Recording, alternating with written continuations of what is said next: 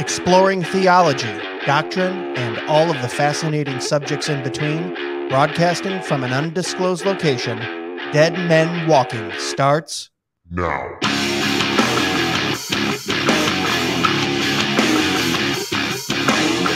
Well, hello, everyone. Welcome back to another episode of Dead Men Walking Podcast. Thanks for coming along on the ride. Thanks for visiting us at dmwpodcast.com, finding out more about us, supporting the show through our snarky t-shirts. Got the new Dead Men Walking shirt on if you're watching this in the live stream. And also, we added the verse that it's based on, Ephesians 2, dead in our trespasses, but now raised to high and priestly places with Christ. So that's what we try to do here on the podcast, is glorify God.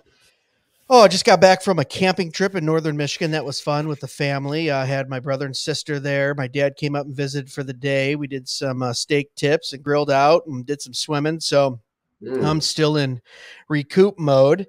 But you want to know enough of that. Let's get into it. I want to tell you who's on the other line here. Known him for quite a few years. We met down at Fight Laugh Feast, I think, almost 3 years ago at the first one. He's the director of Bohnet Music Academy, a musical school that teaches music literacy locally in Moscow, Idaho, and online through the voice and many instruments such as the piano and guitar. He earned his bachelor's degree from Wayland Baptist University and his master's from the University of Idaho. In addition to building up musicians, you may find him listening to audiobooks at super fast speeds. I like that. We've talked about that before on the podcast. I do the same thing. And eating his wife's delicious cooking. He also freely gives legal advice pertaining to breaking illegal laws. It's Sean Bohnet. Sean, how are you, brother? Hey, I'm overjoyed to be here with you. Yeah, I like at the end there, you say, I'll give you legal advice too about breaking laws. Not an attorney, but I'll give you my advice. No, freely given, freely received. So I'll be passing on whatever you need, especially in constitutional litigation. So, well, I mean, because you're involved in that lawsuit out in Moscow too, right? You were one of the ones, I think, that were arrested back during COVID, right? Well, I'm not sure what lawsuit you're talking about because it's all over now. We're champions, I know baby. I know it's over and you guys won. And honestly, they should write a huge check out of their insurance municipal fund to the church. But I don't think it's going to go that way from what I've been reading. It sounds like they went, oh, sorry, we don't know our own ordinances and constitutions are bad. Yeah. So basically it's our bad. Here's some money. See you later. Jeez. Well, you have to keep local, state, and federal governments in check. You have to. We know that they're civil servants. They serve us. We don't serve them. So I'm happy to see that you guys took them to task and they had to publicly admit through the court system, yeah, you can't arrest someone because they're singing a psalm in a public square. Yeah, what's funny about that is throughout the whole, really 3-year legal process, you realize that so much of the system that you're participating with isn't to give you justice, but rather to have some sort of, secondary here. How about this? Because, I mean, what would real justice be? Someone comes in and violates your rights. What happens? I mean, probably people get fired, some sort of disciplinary action, repentance, seeking of forgiveness. I think those things would lead to an element of justice, but none of that happens.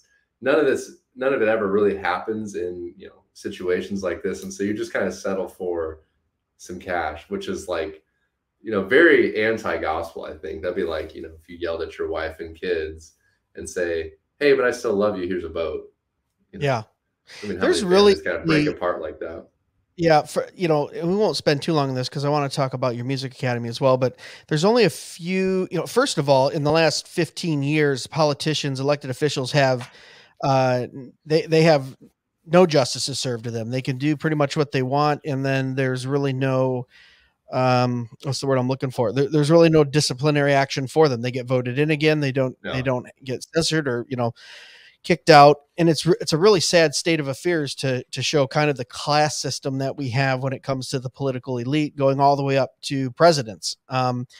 And then, secondly, I only see a few instances, even if we're talking Old Testament law, where there's monetary restitution, and that's for, like lost wages, lost income. You take someone's animal that helps them provide for their family. Yeah. But for elected officials, it was much more harsh. For appointed and elected officials, even during Mosaic law, yeah, absolutely. Justice needed to be served by that person being removed and other things happening. So today, what they do, special with local municipalities, they have an insurance fund. They pay into it by the taxpayers' money. Then they pay out their losses, and then they get their insurance deductible increased, and then the taxpayers just pay that higher deductible. So really, the taxpayers end up losing in the end anyway, and it's just too bad because they just need to do first be constitutional, but just do what they say. In your case, and like I said, I don't want to dwell on it, but it was insane. They didn't even interpret their own ordinance correctly. Oh I no, believe is like what it was. no, yeah. I mean, so you've got let's start from the higher up. Mayor, city attorney, right? There's people who, Yeah. My job is no law, chief of police, and then arresting officers. You've got sort of 4 layers of leadership and authority locally. Apparently no one has read the law that they're enforced. Now get this, how many times will you be taken to court and told ignorance is no excuse for for breaking the no law. excuse for the law? Can that work vice versa? No. No. I mean, in fact, we'll argue against it. Like we're not even, and I think what you were saying earlier about, so in this case, what we get is emotional damages. Okay. How do you put a price tag on that? Right. Yeah. It's really not about receiving any money, but rather real justice being done, which, like we were saying, you don't really get. And so it's just such a goofy system. Yeah. Well, that's behind you now. You guys set a good example. I think at least in the near future, that local municipality will think twice about enacting something or carrying something out. Hopefully it taught them a lesson somewhat. Yeah, well, stay tuned. I'll give you a little sneak peek. So I'm serving as a music director at a town just 15 minutes away from Moscow, Idaho, called Troy, Idaho, just down the street. And they really don't like God. They don't like our church. And so they're already trying to stir the pot, and who knows, they might be getting involved with, as I like to say, enforcing illegal laws. So I think I have better hopes for my government. Maybe that's just my downfall in life. I'm just so positive, but it seems that you're an optimistic pre-mill. What can you do? That's right. Well, I just don't know. The Proverbs say, you strike a fool and the simple will learn wisdom. Yeah. And I believe that. I just don't know if the simple are learning wisdom, but we'll see. Yeah. So let's talk about this music academy. I'm a musician. You're a musician. You're probably a much better musician than I, but, right on the other side well, you can't see where I'm pointing, but this wall right here, there's a nice set of drums and a piano, and my kids come out here and we teach them those things, and we worship together and learn hymns and psalms and things like that. So, what is the Music Academy, first of all, for people listening who don't know, and where can they find it, and what do you guys do? Yeah, well, the Music Academy is the dojo. It's the place you come to get your life changed forever. I often say to my students when they walk in, welcome to the dojo. And half the things sometimes that adults say to younger people, they're just, they're just really happy to be around you, and they just don't really understand. But you say, welcome to the dojo. It's like, what does that even mean? Well, and I tell them, well, what happens in the dojo is where you train, where you roll, spar, and what happens, you get better and stronger through it. But yeah, so our Music Academy, we're changing people's lives and changing generations thereafter, because we're giving people the gift of music, whether it's someone who's never received it. It's like, oh, I'm in my 30s, I'm in my 40s, and I miss that window where you might normally experience and train in music. So we're building people like that up, but we're also building those people up who are like, I need to give it to my kids, right? I'm drowning in my work, and I'm gonna, I want to chip away at it, and I'm going to, but for this season, I need to plow here. But you know what? I'm going to give my kids the gift of music, and so we're training those kinds of people in music literacy, which is the idea that we are musical people. Music is a language for us, given to us by God, and we can learn to be fluent in that deeply through the voice, right? To use our voice to sing. And then whenever we're making music on instruments, we're connecting that with our voice so that we never just become button pushers. So we're teaching people how to sing, how to read music, play music, write music, improvise with it, talk about it, everything you need to be a holistic musician, so that you don't, really, if you think about the olden days where literacy in a language was much lower, people had a lot of limitations, like, the idea that knowledge is power. Well, there's a real truth to that, especially in language. Like if all you can do is speak English, Yeah. you go around in life, you can already imagine the limitations. I can't really read, probably can't really converse about it. Just the lacking of reading is a huge disadvantage. Sure. Well, how many musicians kind of play by ear only, or flip flop it? I can only read, and you can't speak. Like how much? That's like most of you guys out there learning Spanish or whatever language. All you do is read, study textbook, Duolingo, but you're not conversing, and so you kind of have a lack there. So we're just trying to hit every aspect. It's like kind of avocado music training. It's holistic. It's good for you. Everything you need, you didn't even know you need, and training you and doing it from a Christian perspective, right? So that we know who we are in Christ. We know who you are in Christ, and we know what God has said about music. And so we're going to make sure that comes across too. And it's online, so cool. Which is the sweet thing. We're reaching far and wide. Where do people go find it? So if they want to see what you're about. Yeah, go to our website. It's like shiny, and it's like a Cadillac. Bohnetma.com. So it's BOHNET. It's like Bohnet. Yeah. MA stands for Music Academy, not martial arts. Bohnetma.com. And so that's a great place just to get some overviews and information, contact. All right. Well, yeah, we'll make sure we link it up on the podcast too, so people can go check it out. That analogy you just made about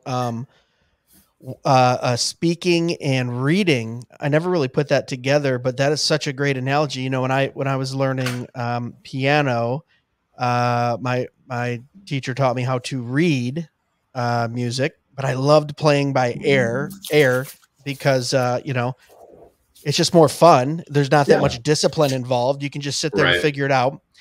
And I kind of lost that until just a few years ago. And I went, man, there's such a discipline in being able to read, especially at the piano, where I can see my crescendos and my staccatos. And it's just it's like reading a book. It's a beautiful way to express what you're doing. And I think you're totally right. You probably need to have both of those disciplines when playing an instrument, is both being able to read and write, as you said, right? Or what did you say? Read and speak, which is kind of what it is. Well, God has made us as very dynamic creatures. We experience that in worship, where we talk about, when you go to church, it's not just to go hear a sermon. And if you think about church and you judge church based on, the sermon alone, you're missing the part what it means to worship God, right? Especially because he commands us to sing praises to him. And so already, if we have two areas of worship. We've got hearing the word preached, but we also have hearing the word being sung by the brothers and sisters.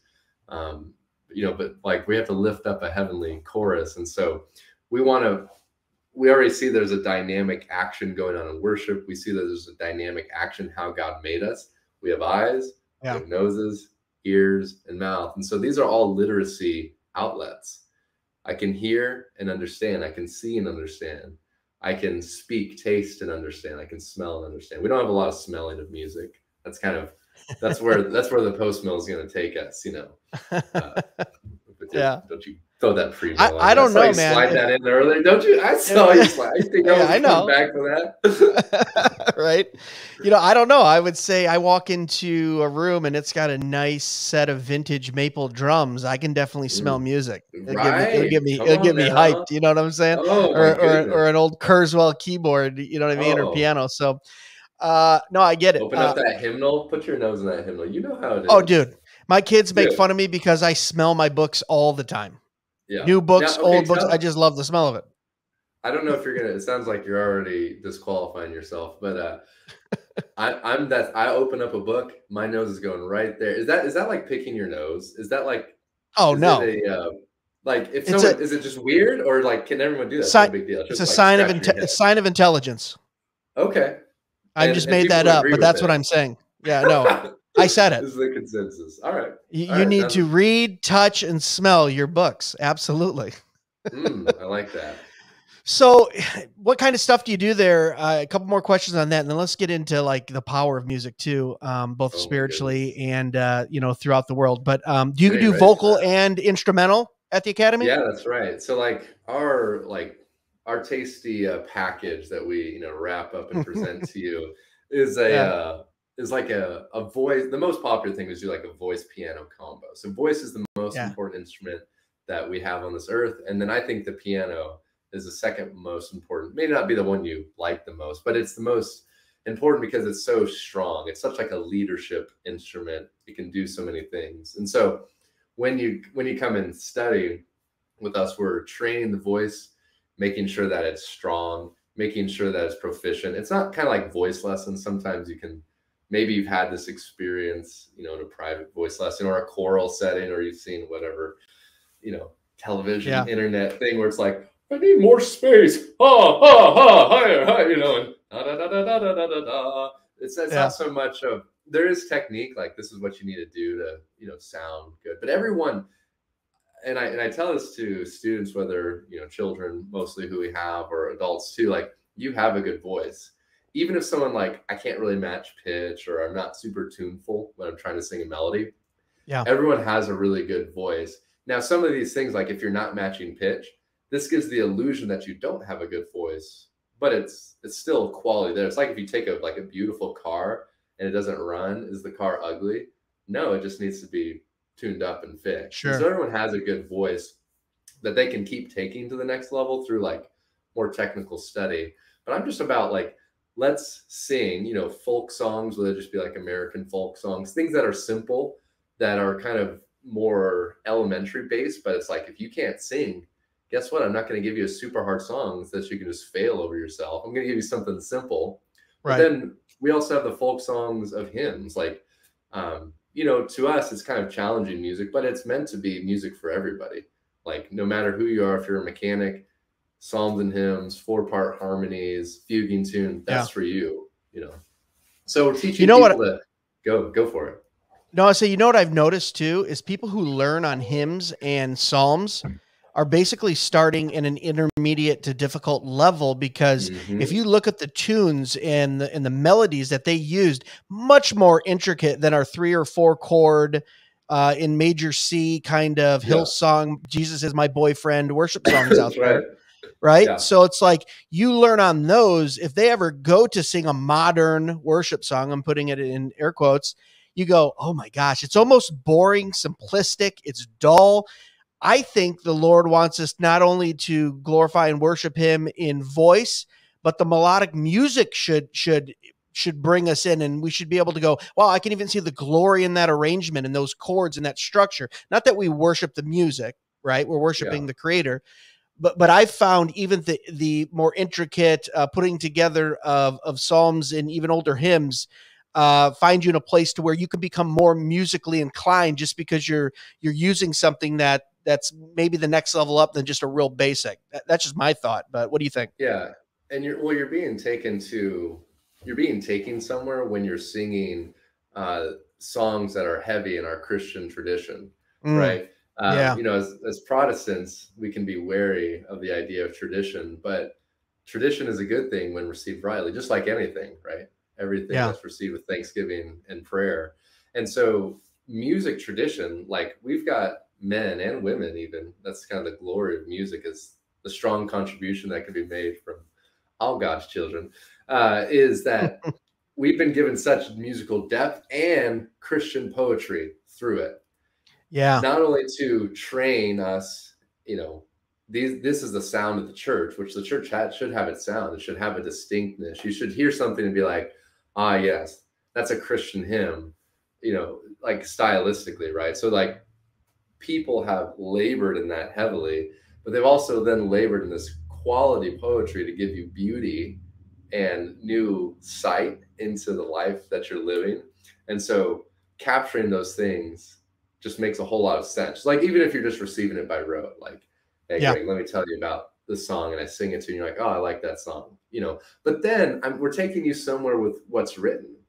You know, like some of the best musicians, like you were saying, starting out, psalms and hymns, kind of difficult. Well, if you're learning to read music through that, I mean, that's amazing. Like, if you can read all 4 parts and just understand what you're looking at, so that's like a melodic perspective, right? Left to right, but also you get vertical harmony perspective. There's so much you can learn and be primed with through those. And that's like what I love about when you do good music like this, music that is meant for the church, that's meant for worship, is you're being taken somewhere with it, not only, musically and, lyrically, but also literacy wise. Because if I just have words on a wall, I can't go anywhere with that. But when I've got music in front of me, I can grow in this, right? I can be overwhelmed by it. Like most of us, reading music, I can't do that. No thanks, brother. Like too much.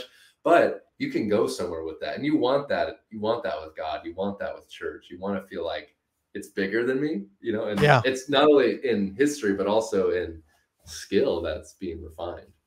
Yeah, 100%. And music is such a, excuse me, powerful thing. I don't know. So I've said this many times on the podcast, so I'll keep it brief, but I grew up very young in church where it was very legalistic. It was the 80s. It was the Jerry Falwell, ATIA, Bill Gothard, kind of like what the Duggar special right now. We had that for a few years when we were homeschooling, and it was like drum beats are bad and syncopated beats are from Satan. And, was sat down and said, you can't play Keith Green on the piano because he's head of the contemporary Christian music. Right. So so it gave me this skewed view of music for a very long time, to where it's like, well, if I sit down and play Great Balls of Fire on the piano, because I love Boogie Woogie, but I'm not singing the lyric, but I love the blues riffs and that, right? Is that a sin? Is this that? Is this music neutral? Is it, where does it come from? I've now landed on the fact that obviously arts are to glorify God, and we use them to do that.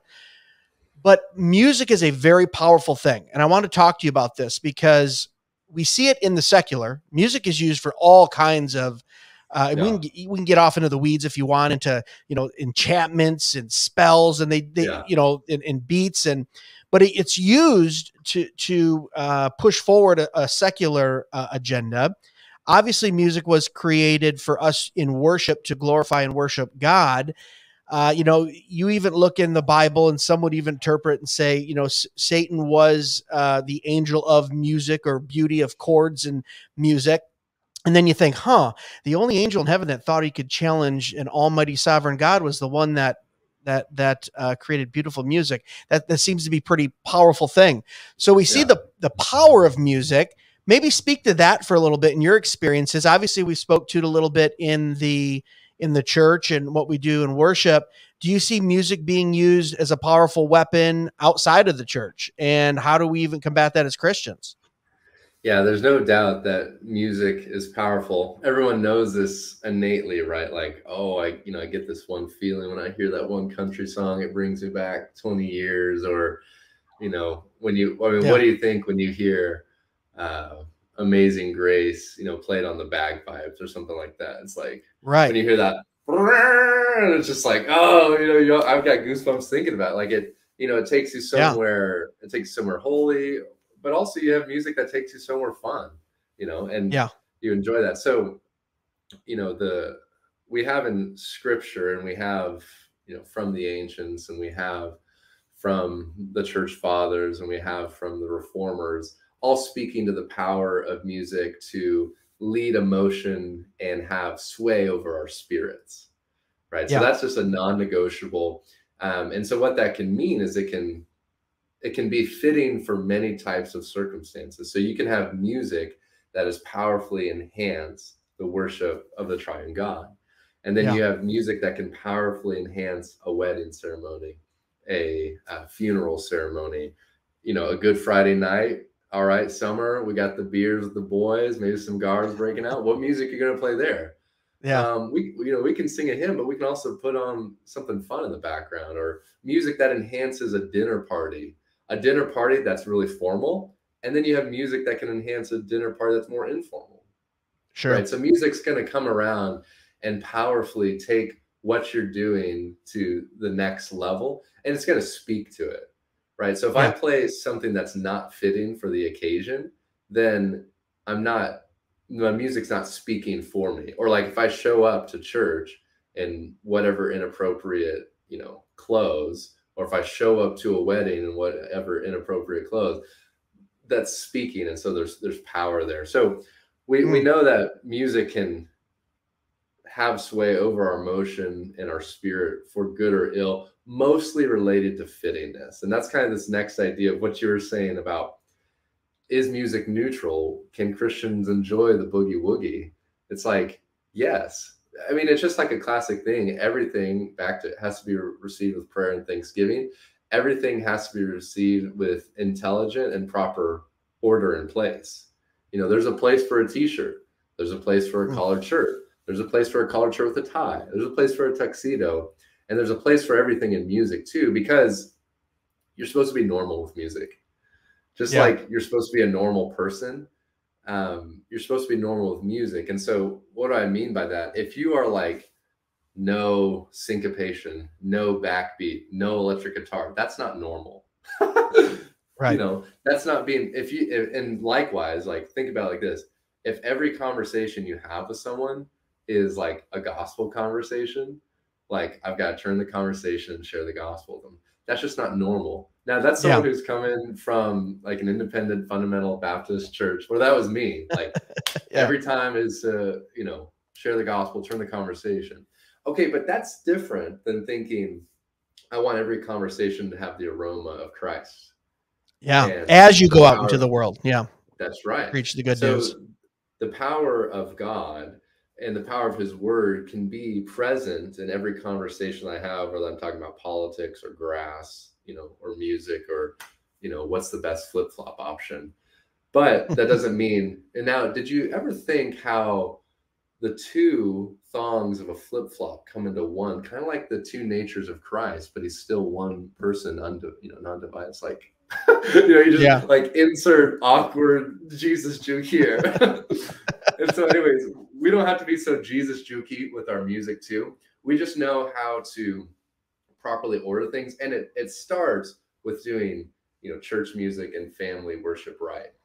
Like, I think if churches miss that, I don't know if I'm just making stuff up, but you kind of have the sense of guilt or something's missing in life. And so you kind of have to, like, I want to get a little works righteousness or legalism here to make sense of things. But if you feel secure in what you're doing as a church or family, where you're going musically yourself, where your family is going musically, all of a sudden you enter into freedom. Right. And you enter into an ability to know, how can I properly wield all this powerful music? No, that's good. Yeah. And I would make a distinction. Tell me if you agree that I think there is a difference between the Psalms and the hymns and the songs that I sing to the Lord, especially on the Lord's Day in corporate worship, versus the songs that I may listen to and just enjoy because melodically or structurally I enjoy them, and it's something that can be entertainment but also be glorifying to God. I look at those as kind of two separate. They're all under the category of music. General Simpson once famously said, "Does Satan own the seventh and the chord and the diminished note? Because if he does, I'll go down to hell and we'll plunder it back, all for the glory of God, because we own the arts as Christians." That. You know what I mean? And we glorify God with those. But it took me quite a long time to understand that it wasn't just a black and white issue with music, meaning this is good music, this is bad music. It also meant, like you said, I can sit out on my deck, smoke a cigar while I'm reading Ecclesiastes, trying not to fall into a light depression because no, I'm just kidding. No, it's all pointless. He says it's all pointless. I have this vapor. No. Yeah, that's deep. But I got some, I got some Eric Clapton going on in the background, Mr. Johnson. You know what I mean? Like I can enjoy that. And it is a powerful thing. And I praise God with that. If I hear, even a Queen song or a Billy Joel song or something like that, I can say, God, thank you for at least in that common grace and common glory of using that person to at least to allow me to hear those type of chords and stuff like that. Now, there's obviously some songs I'm going to stay away with because of the reason they're written, the lyrics that they have in them, the agenda it's trying to put forth. But something that's poetic, I'll even have my kids listen to, like, Bohemian Rhapsody, for instance. We go through and we'll listen to that. My kids are 13, 11, and 9. And we'll listen to the whole thing and they have it memorized. And we'll go, okay, let's talk about what this is. Well, what is this man singing about? What struggles is he having? What's his worldview? And then, of course, we get into the music and the chords and the tempo changes and all that, which is, I think, very striking. But I've made like I said, I grew up in a legalistic kind of church where it was non-denominational, but by all means, it sounds a little bit like you, where it was like fundamental Baptist for all reasons and doctrine. And it took me a long time to understand that to grow out of that and kind of go, oh, you can't go listen to, like I said, Elvis Presley or or Johnny Cash, which, gosh, Johnny Cash is probably one of my favorite artists, especially the late stuff when he came back to the Lord and was just like, I wasted a life essentially. But I don't know, I'm rambling here, but I don't have a real question. I was agreeing with your point on the power of music. I want to run into that ramble just a little bit. Have you seen Johnny Cash's Hurt music video? Oh, it was been a while, but yeah, I saw it. Yeah, I mean, talk about a work of art, but also something that speaks to his repentance. That's a phenomenal, like, the message and art, the things, even it's folk, right? So someone like a Johnny Cash, wonderful artist, what he did with that music video, or his team rather, just masterful, but masterful at that simple, straightforward level, even though there's depth to it. And so I think kind of what you're saying about the legalism flow and enjoying things to the glory of God is back to this point of just being a normal person and understanding that what has God called us to do in the cultural mandate? Take dominion. Yeah. Okay, so taking dominion is the spreading out of the gospel. It's not just holding the gospel and burying it. And so, we're called to go and build a deck, make a nice lawn, create bells for worship cathedrals, but also, like, to take dominion of all spices and all flavors of food, of all turns of phrases and language, but also every melodic shape and harmonic structure in music too. Well, each one of those has to be sort of broad and diverse and expansive, because guess what? That's how God made the world. Like, if you look at creation, look at these not weird, but like odd looking creatures in the sea. You're like, what an interesting dopey looking fish thing that no one ever sees. Or if you look at these strange lizards and these wonderful butterflies and, ferocious hornets and, this flying ginormous ant thing. I don't know what these species are, but you just see such a creativity in God's world. You see such in the, the nature that sits still, and also the nature that moves in creatures. But then you also see the creativity in us. We've got amazing, senses, like we already talked about. We have amazing brains. And so general revelation tells us, go make something amazing with music. You see this sound, right? This moving, this vibration of bodies. Go and like sandbox with that. Like, what can you think of? Like we do this in way of transportation and architecture. Go do that in music too. Yeah, I would say too that our country benefited from, like, even the Renaissance and the arts were based on kind of a Christian moral principle. And for the last 300 years or so, the West has benefited from that. And now we have seen the kind of decay, or the decaying, I think, or taking the God out of things in Western society. And it's also reflected in our art. I saw a meme a couple days ago, and it was because, that's what I base all my theology and doctrine on, is memes. So just kidding. I saw a meme and it just showed a street lamp in London in the 1700s versus a street lamp in London now. Oh, yeah. And the street lamp in London in 1750 was this gorgeous work of art, all this metal work and iron and then today it's just a pole and a little LED light and it looks horrible. Mm-hmm.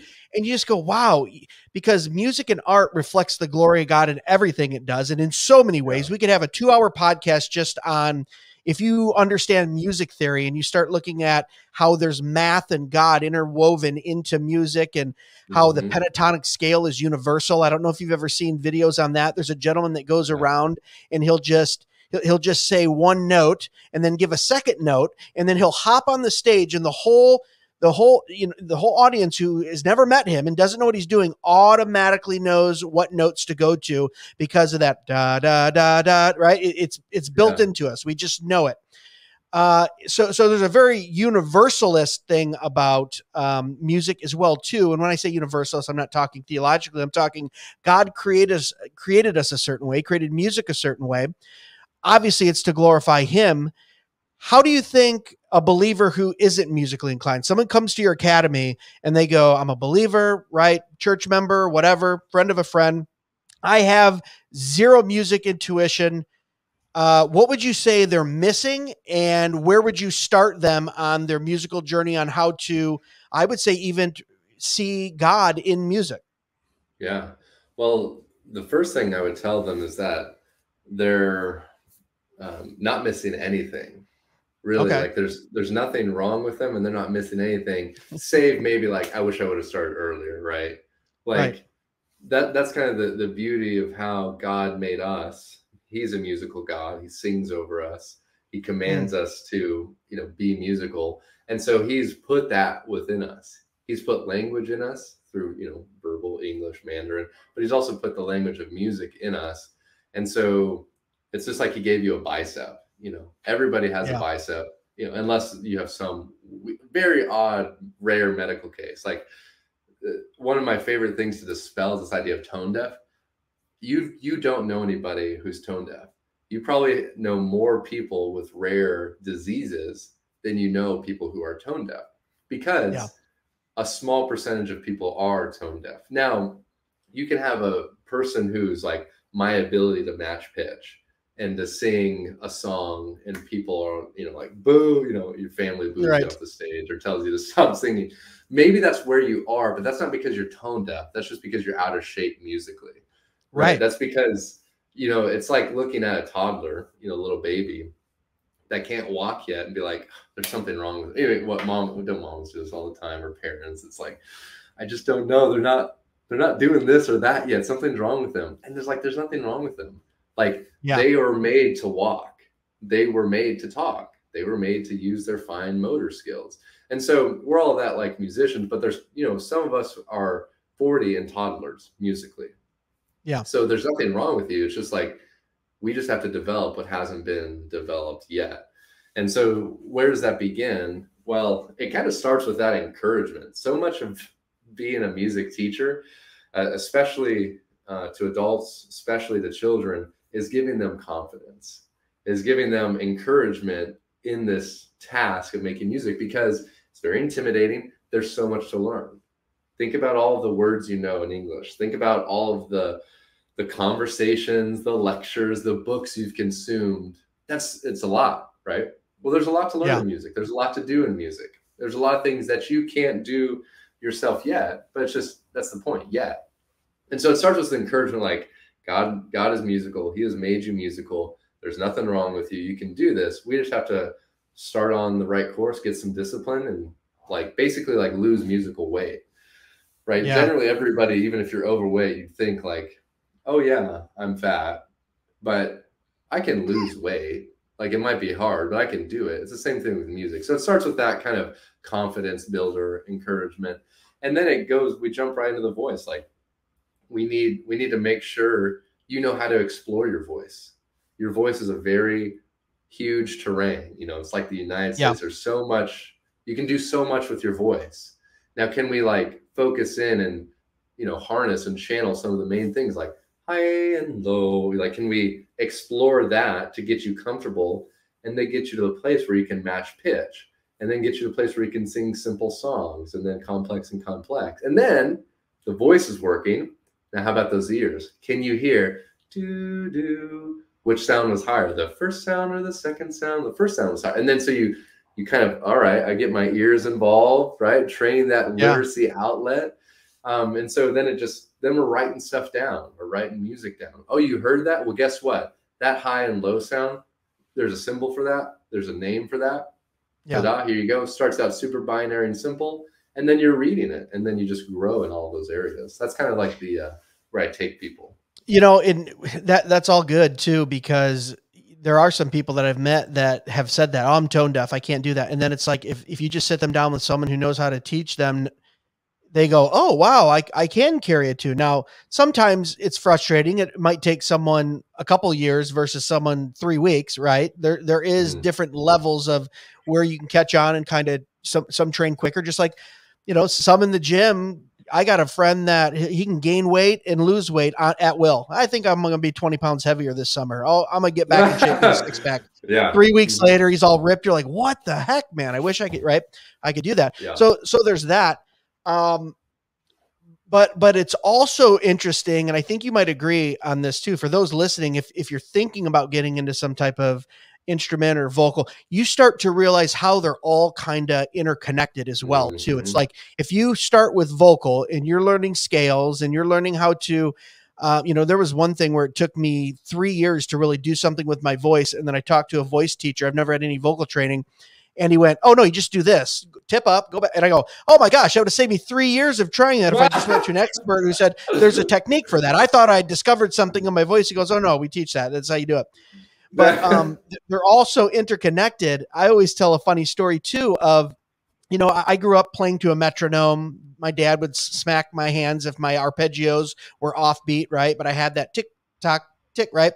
So I got really good at tempo. And then that was from 3rd to like 7th or 8th grade. I took piano and then kind of taught myself. And then later on got into drums, was in a band in my early 20s. We're recording at a studio. And the producer goes, okay, we're going to put you on a click for the drums. I go, click? What's a click? And he goes, I didn't know, I had like 3 drum lessons at that point, but I could play, he goes, oh my gosh, this is going to be a long day. He kind of rolls his eyes, right? Yeah. So he puts me in the booth. I put the headphones on and I hear this beep, boop, boop, boop. Oh, you're like, and I go, metronome. I go, why is there a metronome in my, right? So I rip off, I rip off one set of it. And he's like, I think we got it. He comes back, he goes, I thought you said you didn't play to a click. I said, oh, you said click. I thought it was a metronome. I grew up playing to a metronome. I didn't know what you meant by that. Yeah. I know. He goes, oh my gosh, you gave me a heart attack. He's like, I thought we had a drummer that couldn't keep tempo. And I did it in one take just because, it all fits together. Yes. And then there's dynamic and piano and guitar where you can pick up on voice and drum, on wind instruments. And I just absolutely love how it all kind of fits together. So I would say, and I think you might agree, to anyone listening that goes, hey, I want to do something musically, don't put it off. Get into at least one thing, even if it's vocal. And I would even say vocal is probably where it starts. Like if you can, you know what I mean? If you can train vocally, because it can be very overwhelming to be 35, 40, 45 years old and you're going, oh, I'm just starting Mary Had a Little Lamb on the piano, or I'm just picking up a flute, or I'm just picking up a guitar. But it's once you do, you start to see not only God in music, but you start to see how interconnected it is and how perfectly woven music is, not only to each instrument and in each craft, but also to, I see you can make some comparisons in life. You can make some comparisons in math and physics. And I don't know, I just think it's a beautiful, beautiful thing. Yeah. And I mean, just teeing off what you were saying there at the end, what you'll find about music is once you like get into it, you start to get set free. You realize that connection. And that's a very encouraging thing. You're like, if I can sort of bring this in with the voice, if I can bring this in with the piano, when I go to learn the guitar, there it is, right behind you. When I go to learn the guitar, I'm already ahead because I have a foundation, especially if you're learning music like a language instead of like an individualized silo. You're set to, oh, this is all just grain all in one bucket. This is all just melted into one another. Like that's the way to learn music. And that's why I teach music the way I do. So you see that. Now, it can have a slower quality to it because it's like I'm trying to train independence and, like basically music leadership in the students. But then you're like, what goes further? It's like I can invest in this way. And it's like a slow return, but it's compounding. And so it's going to win at the end of the day versus, an in and out investment. You're going to get more out of the long-term, better process driven way. And so therefore you can find encouragement when you're playing Mary Had a Little Lamb. Like people have a issue with that because it has this elementary facade to it. But playing Mary Had a Little Lamb is a very complicated thing. Like it's or hard rather. It's simple, but it's very hard. Now, Yeah. but we don't kind of have that when we learn another language. Like if I'm teaching you French, I just teach you bonjour, comment ça va? You know, you're like, oh, I can kind of say some things in French, you know, and you're like, this is kind of cool. Écoutez la musique. Yeah, that's right. But I think that means listen to the music.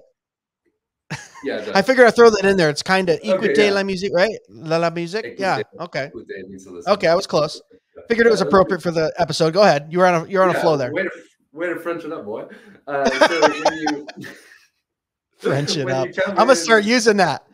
Put a little extra butter on my steak. Way to French it up. Oh yeah, yeah. So that's the secret to hype. If anyone didn't know, you just say some sort of random phrase. You catch me at a sporting event. I don't know what I'm saying, either encouraging or discouraging, but it's like, oh yeah, like put that boy in the oven and then sprinkle him some grass. Let's do it. You know, let's French it up. Yeah, let's French it up. So you'll find like in language, it's exciting to do the simple things. So you just find that excitement in music. It's like, okay, I'm singing rain, rain, go away. But you know what? I'm engaging with it in a way that's difficult. Right? It's like, okay, sing rain, rain, go away. That's fine. Now sing rain, rain, go away, but mute every other beat. Rain, go, come, other. Oh. Like, whoop, all of a sudden I've just been mentally. And so there's a way to. You just created a Kanye album. Just put a beat behind that, brother. Let's go. I got it. I'm ready. I got it. I'm ready. And so when you do that, there's a way to push yourself even with simplicity. You know, and so I think when you lean into that as you're getting into something that's probably emotionally and spiritually difficult, because there's a lot of pride, honestly. I mean, because you're like, I'm an adult, I should be able to do this. It's like, yeah, you should, but you're not. And so just call it for what it is. It's like when the big person gets in the gym, it's like, yeah, guys, I'm the big guy. Here I am. But you know what? I'm here, right? Let's go. Yeah. All right, so let's wrap this up, man. Our time just flew right by, but let me ask you, do you do this as a musician? I will listen to a song, and it gets stuck in my head, and I can't get it out or not stop listening to it until I sit down either on the drums or the piano and figure it out, and then it like gets out of my system. This happened to me with what was it? Werewolves of London, right? Bum bum bum bum bum bum bum bum, right? And I'm like, what is he doing there? So of course I had to sit, and then as soon as I figured it out, it's like I forgot the song. I'm like, okay, I'm good. It's out of my system. I kind of have that, you know, like, do you, as a fellow musician, do you kind of have those hooks in your brain where you're like, I got to either figure that out or listen to it until I understand it or teach it, or is that just unique to some musicians or just to me? No, you're not unique. This is common. Because what that is, like, you just shared everyone. I know. I'm sorry. You just shared I'm not unique. Sean said I'm not unique, you guys. Oh, preach it. What a loser. But to your advantage, you just shared the secret. You're the secret. Oh, okay. If anyone, get that earworm, that's, earworm. I like that. Yeah. Right. How you get it out is what you're doing. You kind of dive into it and figure it out. Now, for me personally, maybe I overcorrect when I listen to a song. I'm just immediately trying to figure it out. Like I'm at a Saturday concert with my family this last week, and I'm like, all right, what key are we in? All right, good. I like what chord progression we're working with here. Now let me see if I can solfege this melody real quick. All right. Yeah. Oh, I like that. But also you're the meme with all the stuff coming out of their brain, like the physics stuff coming out. Yeah. Right. You're listening to music, can't even enjoy it. Yeah, and this is like my final plug for learning music. You hate long road trips. They're hard. Well, listening to music's a great way to pass the time. But if you listen to music and every song's flying by and you're just trying to like catch everything about it, man, that's a great way to pass time. So that's true too. If you're looking for a good pastime, become a musician. All right, as we close out here, I want to play our Newsy News clip for you because I want, as a musical expert, you tell us what you think of. Yeah, this is we use this in our segment. Jason and I put this together. This is us singing falsetto. So as a musical expert, we want you to critique this as you leave. Okay, you ready? Big glad. Tell us what you think. News, the news, the newsy, newsy news, the news, the news, the newsy, newsy news, news. We got some news. Yeah, see, we got a little good falsetto on the end there. Yeah, so here I'll tell you why that's good. We got some news. Yeah, so you've got the you kind of have the folk grunge. Okay. Bum, bum. You're having this like speaking voice, like you're like half singing, so that resonates to the common man, right? If you come in news, the nosy news. No, that's not for me. No. But you're giving way too good of a. Did it as a joke, and you're like breaking it down. I'm ready for the next 20 minutes, baby. I love it. You did well. All right, give us the final word, Sean, as we sign off here about music or the Academy or whatever you got going on. Let them have it. Yeah. Well, we're here to help you. We're here to help your family become musically literate. We're here to help you establish something beautiful now and for generations to come. And you just have to know that, Ray, I'm about to get my little Joel Osteen action on. Like, God is musical. You are musical. God created you to be musical. He has set a desire in your heart. He has said to you, I'm very careful about saying who and who wouldn't go to heaven. I just think that only God can judge a person's heart. Amen, brother. That's Joel on Larry King saying only God can judge a person's heart. I'm very careful about saying who and wouldn't go to heaven. I just think that only God can judge a person's heart. That interview was such a mess. I remember that interview. You mentioned Joel Osteen, so he had to do the drop. There's nothing wrong with you musically, right? If you think you're tone deaf, you're wrong, right? That's like, maybe it's a little too aggressive, but that's like saying like, oh, I can't be saved, there literally is an element to it. So stop calling yourself tone deaf.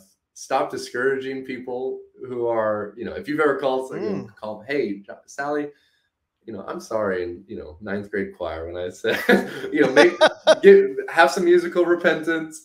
And, if you're musical, keep pressing on, keep trying to push yourself in the ways that because we're weak in all these different ways, like, oh, my squat or my, get stronger. And if you're not, start, and you can figure it out. Go to YouTube, come to a professional, just do something, right? I love it. Sean, thanks so much for taking some time today with us and talking about this. Obviously, we're going to link everything up when the podcast drops. You guys can check out his academy. I'm sure you can follow him on social media. We'll make sure we link those out too. Where are you at most active on social media if people want to get a hold of you or follow you? Yeah, I like to hit that Instagram and Facebook. Okay. And it's just, what's the handle? Yeah, so for the Academy, it's Bohnet MA, at Bohnet MA. So just the same website, domain. And then I'm Sean Bohnet. I think I'm Sean O'Shea. I think it's my username. Yeah. All right, brother. Thanks for being here today. We appreciate you. All right. God bless. See you soon. Yeah. Hey, guys, thanks again for listening to another episode of Dead Men Walking Podcast, visiting DMW Podcast, following us at Dead Men Walking Podcast on all the social media sites, except for Twitter. It's real DMW Podcast. They wouldn't give us the Dead Men Walking Podcast handle, but it's all linked up there. You can follow us, interact with us, leave us a voicemail on the website, whatever you want, and talk to us about maybe some shows you'd want to see coming up. We like listening and hearing the feedback and saying, hey, why don't you have this person on? Or maybe you could talk about this. We do like that as well. And as always, guys, remember the chief end of man to glorify God and enjoy him forever. God bless. Be sure to follow us on Facebook and Instagram at Dead Men Walking Podcast for full video podcast episodes and clips, or email us at deadmenwalkingpodcast@gmail.com.